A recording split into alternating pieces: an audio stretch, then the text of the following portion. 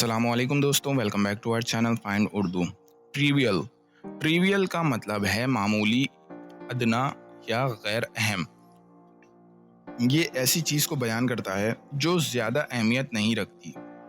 مثال کے طور پر اگر کوئی چھوٹی سی بات ہو جو زیادہ فرق نہیں ڈالتی تو اسے ہم ٹریویل کہتے ہیں۔